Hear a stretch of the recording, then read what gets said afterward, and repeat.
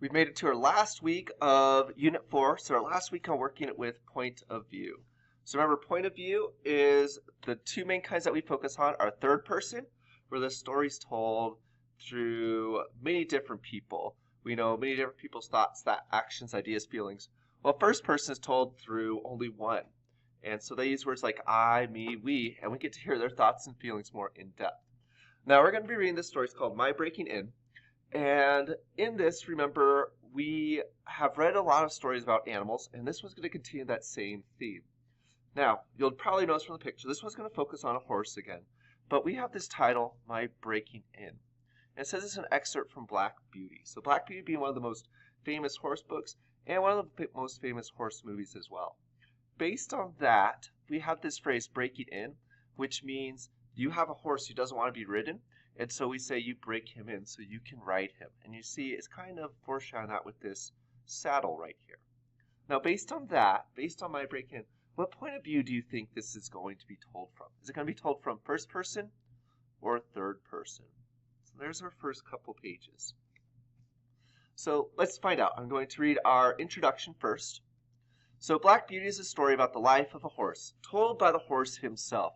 So it's first person because it's going to be told by the horse. The book was written by Anna Sewell and published in 1877. Sewell uses the first-person point of view to give readers a first-hand account of a horse's life in England in the late 1800s.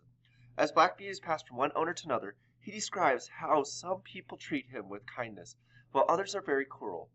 The author believes strongly in the humane treatment of animals, and she wanted to communicate that idea to her readers.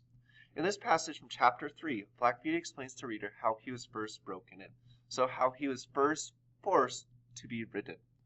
So let's get to our first three paragraphs, and while we're reading, we're going to look for key background information that's important for understanding the events that describe what's going on. I was now beginning to grow handsome. My coat had grown fine and soft, and was bright black. I had one white foot, and a pretty white star on my forehead. I was thought very handsome. My master would not sell me till I was 4 years old. He said lads ought not to work like men, and colts ought not to work like horses till they are quite grown up. When I was 4 years old, Squire Gordon came to look at me. He examined my eyes, my mouth, and my legs. He felt them all down, and then I had to walk and trot and gallop before him. He seemed to like me and said, when he has been well broken in, he will do very well. My master said he would break me in himself, as he should not like me to be frightened or hurt. He lost no time about it, for the next day he began. Now, in this paragraph, Black Beauty's master decides to break him in. I know this event must be important because it's the title of the text, breaking in. So I'm going to underline that part.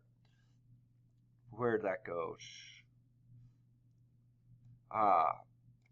When he is well broken in, he'll do very well. And then he says, he would break me in himself. So the master's saying, I'm going to help train this horse. So let's read paragraph 3 now. Everyone may not know what breaking in is, therefore I'll describe it. Oh, so if we didn't know from the title, it's going to tell us right here. It means to teach a horse to wear a saddle and a bridle, and to carry on his back a man, woman, or child, to go just the way they wish, and to go quickly. Besides this, he has to learn to wear a collar, a crupper, and a breeching, and to stand still while they are put on, and to have a cart or chassis fixed behind, so that he cannot walk or trot without dragging after him, and he must go fast or slow, just as his driver wishes. So it sounds like it's not very good situation for the horse. He doesn't really have any of his own choice or saying, not even in the direction he goes or how fast he goes. It's all up to the rider. So paragraph 3, it has many details, but that first sentence tells me the overall idea the narrator is going to explain with what breaking in is. I know this information is important because it relates to the title of the text. I'll underline to teach because that's what breaking in has to do with. It also has to do with carrying a man on his back or a woman or child. So that's the main focus of breaking in. And to have a cart fixed behind you.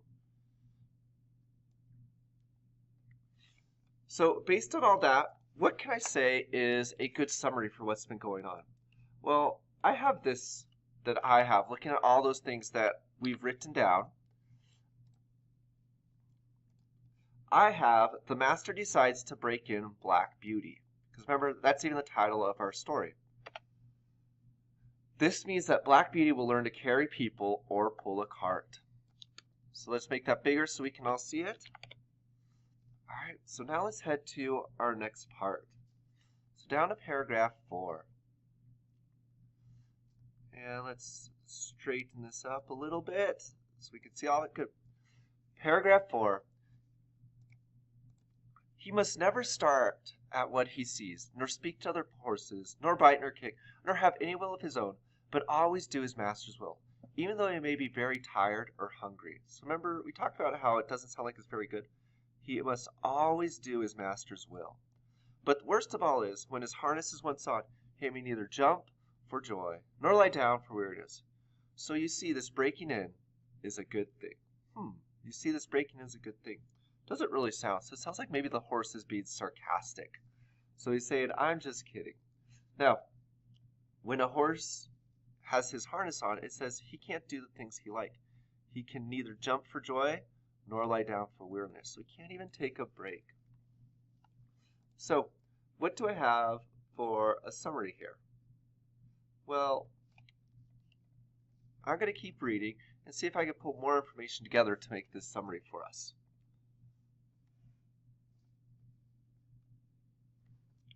I had of course been used to a halter and a headstall, and to be led about in the fields and lanes quietly, but now I was to have a bit and a bridle.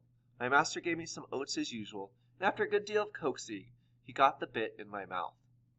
Then he got the bridle fixed, but it was a nasty thing.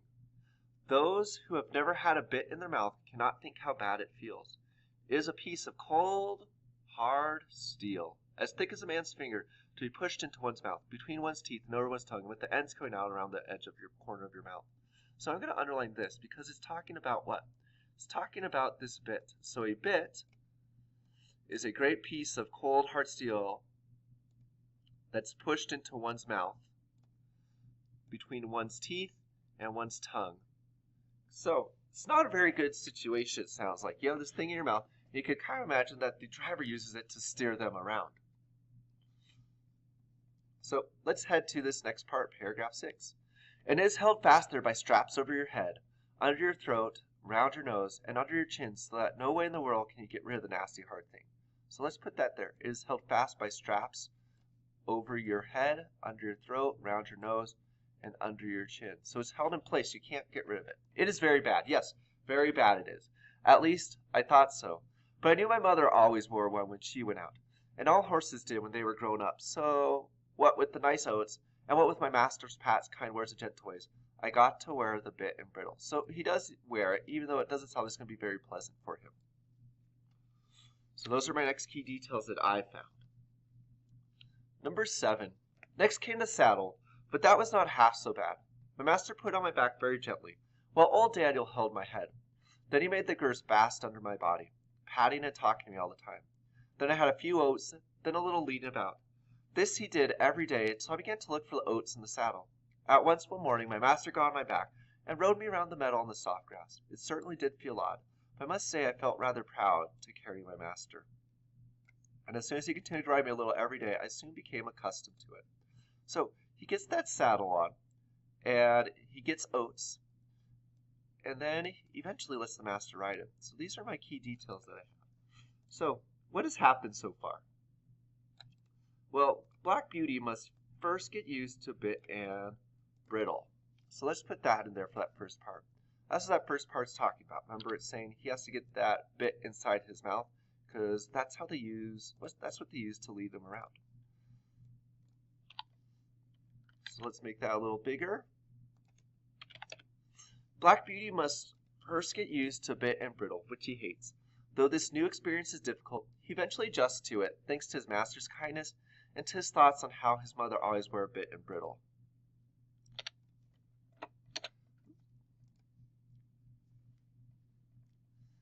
He eventually is able to carry the master around without any problem, period.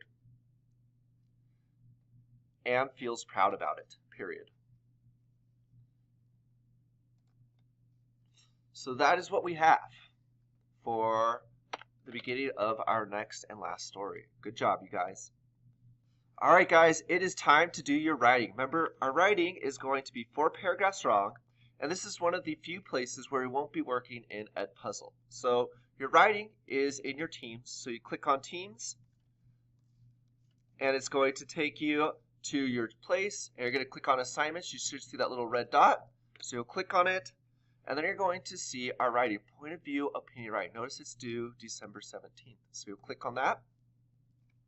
If you want to see a rubric, you click on your rubric right here. This is how I grade them. And you'll see you get 5 points, up to 5 points for your opinion statement. So remember, your opinion statement is a reader can tell what your opinion is, and it has 2 reasons given.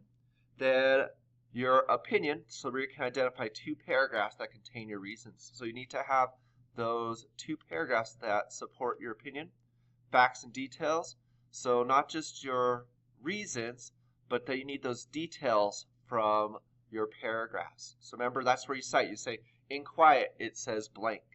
Your concluding statement, so remember your concluding statement, you re-say your opinion and the 2 reasons.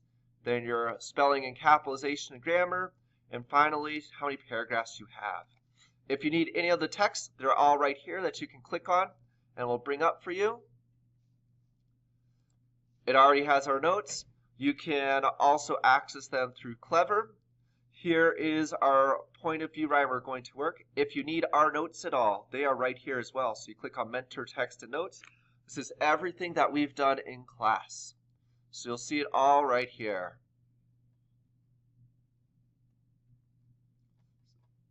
So now that you have all that, where do you do your writing? Well, you do your writing right here where it says point of view, opinion writing. You'll click on that, and then you'll begin writing. Remember, you need to have 4 paragraphs. And this is your opinion writing one more time. In your readings, you've encountered 2 different narrative points of view, first person and third person. Which style do you think is a more effective way to telling a story? State your opinion in an essay and provide reasons that are supported by details from 2 of the following readings. So, do you think first person or third person is better? That's what you're going to tell me. Now, we're going to look at how do we write, for this lesson, our opening. So last week we planned out our opinion writings. This week we're going to write our essay starting with the introduction. So remember that the beginning of an opinion essay should introduce the topic of the essay. So which one do we like better? And we state our opinion. So we're going to learn how we introduce a topic clearly and state what our opinion is using our mentor text that we've had from before. So remember, our mentor text had a different prompt because we don't want you guys copying exactly. Our mentor text was, which animal is easier to picture in your mind? The dog in Here Boy or Misty and Wade for Stormy? State your opinion in an essay and provide reasons that are supported by details from Here Boy waiting for Stormy. So now I'm going to read our introduction. I want you guys to see how that matches up. So let me erase these right here. All right. When reading a story, we should always try to introduce the characters in our minds. So here's my topic. That is my topic. And how do I know that's my topic? Well, because it's telling me we're visualizing people or visualizing animals, which is what this set is here. What's easier to picture?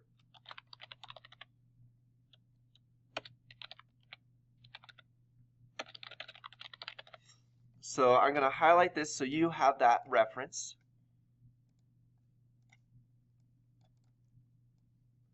Whoa, that was a bad highlight. Let me do that again. There we go. And now let's switch to another one. The dog in Here Boy is easier to picture than the horse in Misty waiting for Stormy. So what is this? This green part is my opinion. So now I'm saying what my opinion is. I've introduced the topic, visualizing pictures in your brain based on the topic. And now, what do we have next? It's our opinion. The dog is easier to picture in my mind. So I'm saying this is what my essay is going to be arguing. So notice 2 sentences. One's my topic. I introduce what's going on. My next is the opinion. So now let's keep going.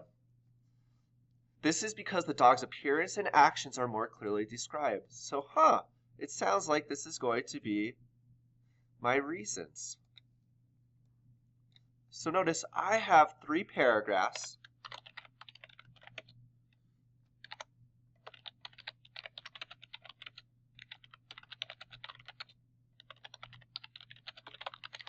And let me cover that.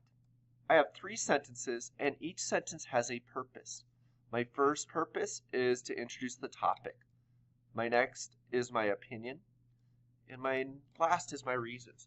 So your guys' topic might have to do, in fact, it does have to do with point of view. So you might say, writers often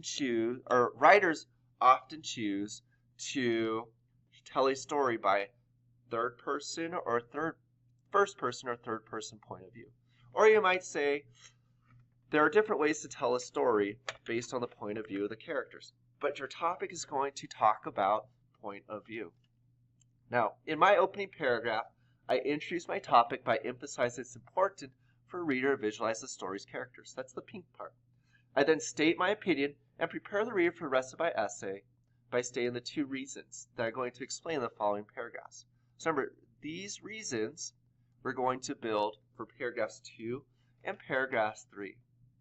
Now, your intro should be done today so you're not too far behind, and you should have 3 sentences for your introduction. Remember, it should have a topic, an opinion, and the reason. So I want you guys, while you do this, I want you to think. Read the first sentence of your opening paragraph. Does it show that your topic is important? If your first sentence doesn't show that it's important or how it connects to point of view, then you may want to revise that opening sentence.